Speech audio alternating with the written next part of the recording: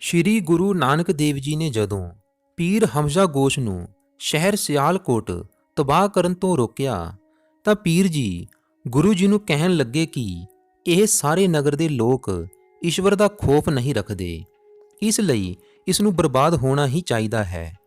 ਇਸ ਉੱਤੇ ਗੁਰੂਦੇਵ ਨੇ ਕਿਹਾ, ਤੁਹਾਨੂੰ ਕਿਵੇਂ ਪਤਾ ਹੋਇਆ ਕਿ ਇੱਥੇ ਅੱਲਾ ਦਾ ਖੌਫ ਰੱਖਣ ਵਾਲਾ ਕੋਈ ਨਹੀਂ ਹੈ? ਇਸ ਉੱਤੇ ਪੀਰ ਜੀ ਕਹਿਣ ਲੱਗੇ, ਸਾਰੇ ਦੇ ਸਾਰੇ ਇੰਜ ਹੀ ਹਨ। ਜੇਕਰ ਭਰੋਸਾ ਨਹੀਂ ਤਾਂ ਨਗਰ ਦਾ ਸਰਵੇਖਣ ਕਰਾ ਕੇ ਵੇਖ ਲਵੋ। ਇਸ ਉੱਤੇ ਗੁਰੂਦੇਵ ਨੇ ਭਾਈ ਮਰਦਾਨਾ ਜੀ ਨੂੰ ਇੱਕ ਜੁਗਤੀ ਦੁਆਰਾ ਜਾਂਚ ਲਈ ਭੇਜਿਆ ਅਤੇ ਕਿਹਾ ਕਿ ਬਾਜ਼ਾਰ ਵੱਲੋਂ ਇੱਕ ਪੈਸੇ ਦਾ ਸੱਚ ਅਤੇ ਇੱਕ ਪੈਸੇ ਦਾ ਝੂਠ ਖਰੀਦ ਕੇ ਲਿਆਓ। ਭਾਈ ਮਰਦਾਨਾ ਜੀ ਬਾਜ਼ਾਰ ਚਲੇ ਗਏ। ਭਾਈ ਮਰਦਾਨਾ ਜੀ ਨਗਰ ਦੇ ਹਰ ਇੱਕ ਦੁਕਾਨਦਾਰ ਵੱਲੋਂ ਇੱਕ ਪੈਸੇ ਦਾ ਸੱਚ ਅਤੇ ਇੱਕ ਪੈਸੇ ਦਾ ਝੂਠ ਖਰੀਦਣ ਲਈ ਪੁੱਛਗਿੱਛ ਕਰਦੇ ਰਹੇ, ਪਰ ਨਗਰ ਵਿੱਚ ਕਿਸੇ ਨੇ ਵੀ ਉਹ ਸੌਦਾ ਨਾ ਹੀ ਖਰੀਦਿਆ ਸੀ ਨਾ ਹੀ ਵੇਚਿਆ ਸੀ। ਅੰਤ ਉਹ ਸਭ ਇਹ ਹੈਰਾਨੀਜਨਕ ਸੌਦੇ ਨੂੰ ਸਮਝ ਹੀ ਨਹੀਂ ਪਾਏ। ਅਖੀਰ ਵਿੱਚ ਸੌਦੇ ਦੇ ਇਸ ਰਹੱਸਿਆ ਨੂੰ ਮੂਲ ਚੰਦ ਨਾਮਕ ਇੱਕ ਜਵਾਨ ਨੇ ਸਮਝਿਆ, ਜਿਸ ਨੂੰ ਮੁੱਲਾ ਖੱਤਰੀ ਵੀ ਕਹਿੰਦੇ ਸੀ, ਅਤੇ ਉਸਨੇ ਦੋਨਾਂ ਪੈਸੇ ਲੈ ਕੇ ਇੱਕ ਕਾਗਜ਼ ਉੱਤੇ ਤੁਰੰਤ ਲਿਖ ਦਿੱਤਾ ਕਿ ਜੀਵਨ ਝੂਠ ਹੈ ਅਤੇ ਮੌਤ ਸੱਚ। ਮੁੱਲਾ ਖੱਤਰੀ ਨੇ ਮਰਦਾਨਾ ਜੀ ਨੂੰ ਉਹਨਾਂ ਦਾ ਮੰਗਿਆ ਸੌਦਾ ਦੇ ਦਿੱਤਾ ਅਤੇ ਗੁਰੂ ਨਾਨਕ ਦੇਵ ਜੀ ਦੇ ਦਰਸ਼ਨ ਕਰਨ ਲਈ ਉਹਨਾਂ ਦੇ ਪਿੱਛੇ ਪਿੱਛੇ ਚੱਲ ਪਏ। ਮਰਦਾਨਾ ਜੀ ਨੇ ਗੁਰੂ ਜੀ ਨੂੰ ਮੁੱਲਾ ਖੱਤਰੀ ਦਾ ਲਿਖਿਆ ਜਵਾਬ ਪੜ੍ਹ ਕੇ ਸੁਣਾਇਆ, ਮਰਨਾ ਸੱਚ, ਜੀਣਾ ਝੂਠ, ਜਿਸ ਦਾ ਭਾਵ ਸੀ ਕਿ ਮਨੁੱਖ ਨੇ ਮਰਨਾ ਜ਼ਰੂਰ ਹੀ ਹੈ। ਅੰਤ ਸੁਚੇਤ ਹੋ ਕੇ ਜੀਣਾ ਚਾਹੀਦਾ ਹੈ ਤਾਂ ਕਿ ਕੋਈ ਗਲਤ ਕਾਰਜ ਨਾ ਹੋਵੇ। ਇਹ ਜਵਾਬ ਸੁਣ ਕੇ ਹਮਜ਼ਾ ਗੋਸ਼ ਫਕੀਰ ਦੀਆਂ ਅੱਖਾਂ ਖੁੱਲ੍ਹ ਗਈਆਂ ਅਤੇ ਉਸਨੇ ਸ਼ਹਿਰ ਵਾਲਿਆਂ ਨੂੰ ਮਾਫ ਕਰ ਦਿੱਤਾ।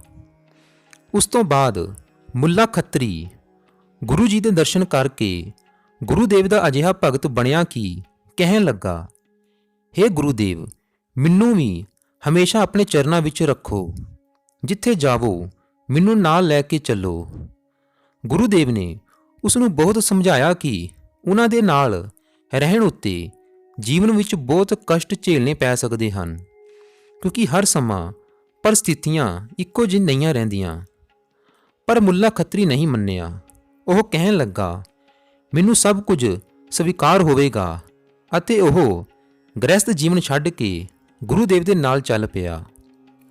ਮੁੱਲਾ ਖੱਤਰੀ 6 ਸਾਲ ਤੱਕ ਗੁਰੂ ਜੀ ਨਾਲ ਰਹਿੰਦਿਆਂ ਲੋਕ ਭਲਾਈ ਵਿੱਚ ਲੱਗਾ ਰਿਹਾ ਅਤੇ ਆਪਣੇ ਘਰ ਗ੍ਰਸਤੀ ਨੂੰ ਭੁੱਲ ਬੈਠਾ। ਇੱਕ ਵਾਰ ਗੁਰੂ ਨਾਨਕ ਦੇਵ ਜੀ ਦੇ ਦਰਸ਼ਨ ਨੂੰ ਆਇਆ ਇੱਕ ਸਿਆਲਕੋਟ ਵਾਸੀ ਮੁੱਲਾ ਖੱਤਰੀ ਨੂੰ ਉਸ ਦੀ ਪਤਨੀ ਦੀ ਚਿੱਠੀ ਦਿੰਦਾ ਹੈ। ਚਿੱਠੀ ਪੜ੍ਹ ਕੇ ਮੁੱਲਾ ਖੱਤਰੀ ਨੇ ਘਰ ਜਾਣ ਦਾ ਇਰਾਦਾ ਬਣਾ ਲਿਆ ਤੇ ਇਜਾਜ਼ਤ ਲੈਣ ਲਈ ਗੁਰੂ ਜੀ ਕੋਲ ਪਹੁੰਚ ਗਿਆ। ਗੁਰੂ ਜੀ ਨੇ ਮੁੱਲਾ ਖੱਤਰੀ ਨੂੰ ਜਾਣ ਦੀ ਇਜਾਜ਼ਤ ਦੇ ਦਿੱਤੀ। ਮੁੱਲਾ ਖੱਤਰੀ ਦੇ ਮਨ ਦੀ ਗੱਲ ਜਾਣ ਕੇ ਗੁਰੂ ਜੀ ਨੇ ਉਸ ਨੂੰ ਕੁਟੀਆ ਦੇ ਬਾਹਰ ਪਈਆਂ ਘੜੇ ਦੀਆਂ ਠਿਕਰੀਆਂ ਕੱਪੜੇ ਵਿੱਚ ਲਪੇਟ ਕੇ ਘਰ ਲੈ ਜਾਣ ਨੂੰ ਕਿਹਾ ਅਤੇ ਕਿਹਾ ਕਿ ਇਹ ਗਠਰੀ ਘਰ ਜਾ ਕੇ ਹੀ ਖੋਲੀ। ਉਸ ਤੋਂ ਬਾਅਦ ਮੁੱਲਾ ਖੱਤਰੀ 6 ਸਾਲ ਗੁਜ਼ਾਰ ਕੇ ਆਪਣੇ ਘਰ ਪਹੁੰਚ ਗਿਆ। ਮੁੱਲਾ ਖੱਤਰੀ ਜਾਣਦਾ ਸੀ ਇਸ ਗਠਰੀ ਵਿੱਚ ਮਿੱਟੀ ਦੀਆਂ ਠਿਕਰੀਆਂ ਹਨ, ਪਰ ਉਸ ਨੂੰ ਗੁਰੂ ਤੇ ਪੂਰਾ ਵਿਸ਼ਵਾਸ ਸੀ। ਇਸ ਕਰਕੇ ਉਸਨੇ ਘਰ ਪਹੁੰਚ ਕੇ ਗਠਰੀ ਖੋਲ੍ਹ ਕੇ ਵੇਖਿਆ ਤਾਂ ਉਸ ਦੇ ਵਿੱਚ ਠਿਕਰੀਆਂ ਦੀ ਥਾਂ ਸੋਨੇ ਦੀਆਂ ਮੋਹਰਾਂ ਦੇਖ ਕੇ ਦੋਵੇਂ ਜੀ ਖੁਸ਼ ਹੋ ਗਏ।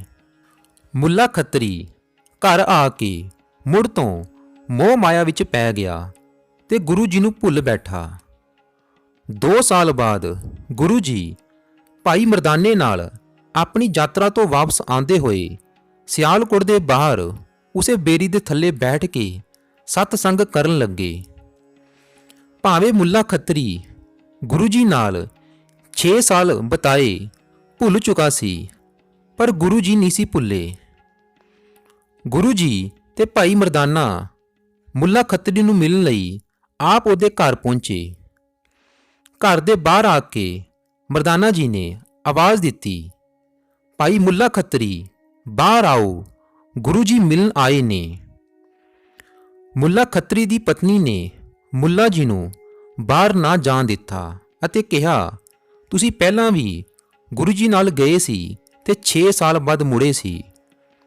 ਉਸ ਦੀ ਪਤਨੀ ਨੇ ਬੱਚੇ ਦੀ ਸਹੁੰ ਦੇ ਕੇ ਰੋਕ ਦਿੱਤਾ ਅਤੇ ਕਿਹਾ, ਤੁਸੀਂ ਅੰਦਰ ਜਾ ਕੇ ਪਾਥੀਆਂ ਵਾਲੇ ਕੋਠੇ ਵਿੱਚ ਲੁਕ ਜਾਓ ਅਤੇ ਮੈਂ ਕਹਿ ਦਿਆਂਗੀ ਕਿ ਉਹ ਘਰ ਨਹੀਂ ਹਨ। ਮੁੱਲਾ ਖੱਤਰੀ ਦੀ ਪਤਨੀ ਨੇ ਦਰਵਾਜ਼ਾ ਖੋਲ੍ਹ ਕੇ ਕਿਹਾ, ਗੁਰੂ ਜੀ, ਮੁੱਲਾ ਜੀ ਨਹੀਂ ਹਨ। ਇਸ ਤੋਂ ਬਾਅਦ ਉਸੇ ਘੜੀ ਮੁੱਲਾ ਖੱਤਰੀ ਨੂੰ ਸੱਪ ਨੇ ਡਸ ਲਿਆ ਅਤੇ ਸੱਚਮੁੱਚ ਹੀ ਉਹ ਨਹੀਂ ਰਿਹਾ।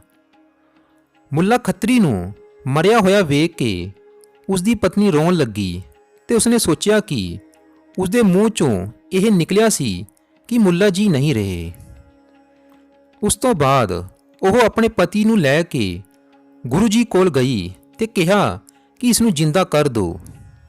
ਇਸ ਉੱਤੇ ਗੁਰੂਦੇਵ ਨੇ ਕਿਹਾ, ਉਹ ਇਸ ਦਾ ਕਲਿਆਣ ਹੁਣ ਆਪਣੇ 10ਵੇਂ ਸਵਰੂਪ ਵਿੱਚ ਕਰਨਗੇ ਅਤੇ ਇਸ ਨੂੰ ਜਨਮ ਮਰਨ ਦੇ ਚੱਕਰਾਂ ਤੋਂ ਮੁਕਤ ਕਰ ਦੇਣਗੇ। ਉਸ ਤੋਂ ਬਾਅਦ ਸਾਲ 1706 ਈਸਵੀ 10ਵੇਂ ਪਾਤਸ਼ਾਹ ਸ੍ਰੀ ਗੁਰੂ ਗੋਬਿੰਦ ਸਿੰਘ ਜੀ ਦਾ ਸਮਾਂ ਆਇਆ। ਇੱਕ ਦਿਨ ਨੰਦੇੜ ਦੇ ਨਾਲ ਲੱਗਦੇ ਜੰਗਲ ਵਿੱਚ ਗੁਰੂ ਗੋਬਿੰਦ ਸਿੰਘ ਜੀ ਆਪਣੀ ਫੌਜਾਂ ਨਾਲ ਸ਼ਿਕਾਰ ਖੇਡਣ ਲਈ ਪਹੁੰਚੇ, ਪਰ ਵੱਡਾ ਸ਼ਿਕਾਰ ਹੱਥ ਨਹੀਂ ਆਇਆ। ਕਾਫੀ ਖੋਜਬੀਨ ਦੇ ਬਾਅਦ ਆਪ ਜੀ ਦੇ ਸਾਹਮਣੇ ਇੱਕ ਖਰਗੋਸ਼ ਨਿਕਲਿਆ, ਜੋ ਵੇਖਦੇ ਹੀ ਵੇਖਦੇ ਝਾੜੀਆਂ ਵਿੱਚ ਓਝਲ ਹੋ ਗਿਆ। ਗੁਰੂ ਜੀ ਕਦੇ ਵੀ ਕਿਸੇ ਛੋਟੇ ਜੀਵ ਦਾ ਸ਼ਿਕਾਰ ਨਹੀਂ ਕਰਦੇ ਸਨ, ਪਰ ਉਸ ਦਿਨ ਆਪ ਜੀ ਨੇ ਖਰਗੋਸ਼ ਦੇ ਪਿੱਛੇ ਘੋੜਾ ਲਗਾ ਦਿੱਤਾ ਅਤੇ ਉਸ ਨੂੰ ਨਗਾਰੇ ਦੀ ਭੈ-ਭੀਤ ਆਵਾਜ਼ਾਂ ਵੱਲੋਂ ਡਰਾ ਕੇ ਬਾਹਰ ਕੱਢਿਆ ਅਤੇ ਉਸ ਦਾ ਸ਼ਿਕਾਰ ਕਰ ਦਿੱਤਾ। ਉਸ ਛੋਟੇ ਜੀਵ ਨੂੰ ਵੇਖ ਕੇ ਬਹੁਤ ਸਾਰੇ ਸਿੱਖਾਂ ਨੇ ਪ੍ਰਸ਼ਨ ਕੀਤਾ, ਗੁਰੂ ਜੀ, ਤੁਸੀਂ ਇਸ ਛੋਟੇ ਜੀਵ ਲਈ ਇੰਨਾ ਥਕੇਵਾ ਕਦੇ ਨਹੀਂ ਕੀਤਾ ਜਿੰਨਾ ਅੱਜ। ਕੋਈ ਵਿਸ਼ੇਸ਼ ਰਹੱਸਿਆ ਹੈ? ਜਵਾਬ ਵਿੱਚ ਗੁਰੂ ਜੀ ਨੇ ਕਿਹਾ, ਇਹ ਖਰਗੋਸ਼ ਪਿਛਲੇ ਜਨਮ ਵਿੱਚ ਮੁੱਲਾ ਖੱਤਰੀ ਸੀ, ਜੋ ਸ੍ਰੀ ਗੁਰੂ ਨਾਨਕ ਦੇਵ ਜੀ ਦਾ ਚੇਲਾ ਸੀ, ਪਰ ਸਮੇਂ ਦੇ ਅੰਤਰਾਲ ਵਿੱਚ ਬੇਮੁਖ ਹੋ ਗਿਆ, ਜਿਸ ਕਾਰਨ ਇਸ ਨੂੰ ਕਈ ਜੋਨੀਆਂ ਵਿੱਚ ਭਟਕਣਾ ਪਿਆ ਹੈ। ਇਹ 200 ਸਾਲ ਤੋਂ ਵੱਖ-ਵੱਖ ਜੋਨੀਆਂ ਭਟਕ ਰਿਹਾ ਹੈ। ਇਸ ਨੇ ਆਪਣੇ ਕਲਿਆਣ ਲਈ ਸ੍ਰੀ ਗੁਰੂ ਨਾਨਕ ਦੇਵ ਜੀ ਦੇ ਚਰਨਾਂ ਵਿੱਚ ਅਰਦਾਸ ਕੀਤੀ ਸੀ ਕਿ ਮੇਰੇ ਤੋਂ ਭੁੱਲ ਹੋਈ ਹੈ ਅਤੇ ਮੇਰਾ ਉਧਾਰ ਕਦੋਂ ਹੋਵੇਗਾ। ਉਸ ਸਮੇਂ ਗੁਰੂ ਜੀ ਨੇ ਵਚਨ ਦਿੱਤਾ ਕਿ ਅਸੀਂ 10ਵੇਂ ਜਾਮੇ ਵਿੱਚ ਜਦੋਂ ਹੋਵਾਂਗੇ ਤਾਂ ਤੁਹਾਡਾ ਉਧਾਰ ਕਰਾਂਗੇ, ਅਤੇ ਅੱਜ ਇਹ ਜਨਮ ਮਰਨ ਦੇ ਚੱਕਰਾਂ ਤੋਂ ਮੁਕਤ ਹੋ ਗਿਆ ਹੈ। ਉਸ ਪਾਵਨ ਧਰਤੀ ਨੂੰ ਅੱਜ ਅਸੀਂ ਗੁਰਦੁਆਰਾ ਸ਼ਿਕਾਰ ਘਾਟ ਦੇ ਰੂਪ ਵਿੱਚ ਜਾਣਦੇ ਹਾਂ। ਸਾਧ ਸੰਗਤ ਜੀ, ਜੇਕਰ ਤੁਹਾਨੂੰ ਇਹ ਸਾਖੀ ਪਸੰਦ ਆਈ ਹੋਵੇ ਤਾਂ ਇਸ ਵੀਡੀਓ ਨੂੰ ਲਾਈਕ ਕਰੋ, ਸ਼ੇਅਰ ਕਰੋ ਅਤੇ ਕਮੈਂਟ ਬਾਕਸ ਵਿੱਚ ਧੰਨ ਗੁਰੂ ਨਾਨਕ ਦੇਵ ਜੀ ਜ਼ਰੂਰ ਲਿਖੋ ਅਤੇ ਇਸ ਚੈਨਲ ਨੂੰ ਸਬਸਕ੍ਰਾਈਬ ਜ਼ਰੂਰ ਕਰੋ।